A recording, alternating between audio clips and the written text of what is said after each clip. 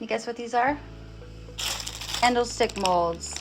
So we're gonna be making some bubbly, awesome, spirally candlesticks. To make candlesticks, you will need very long, scary needles, mold wax or putty, and a mold.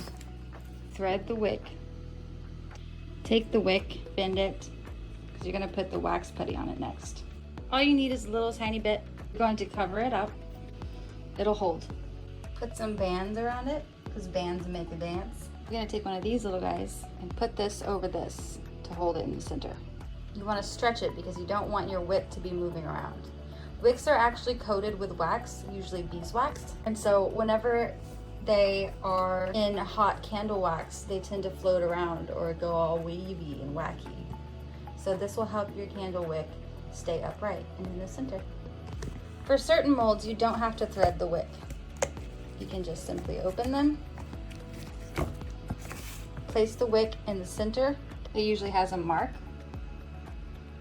and you thread it out the bottom. We've placed our mold putty over the top of the mold this time.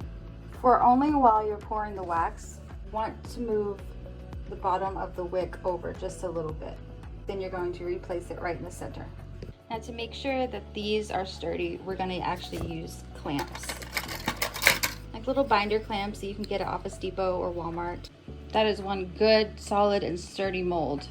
Here we have our candlesticks lined up. I use a tin mold to hold them up and make sure that they are not going to fall over or anything. Now it's time to prepare your wax. Mine comes in little granules, like sand. I use an all-natural pillar blend. It is paraffin and soy-free. Now it's time to prepare the fragrance oil if you're scenting them. Let's see, I think for these, we will do white blossom tea.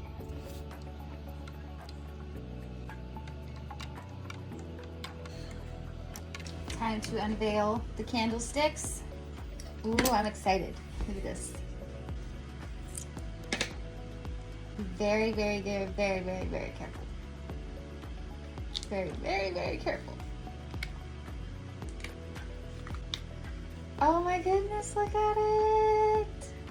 Wow. I love. Womp, womp, womp. Found that these molds are sturdier than anything. Ta-da! Bet you're wondering, how do you make the bottom less ugly? Well, let me tell you. I will tell you. First, cut off the wick there.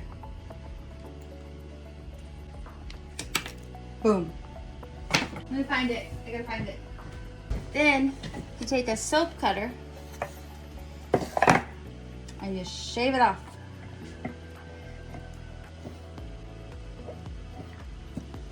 Look at that bottom. And then with the top.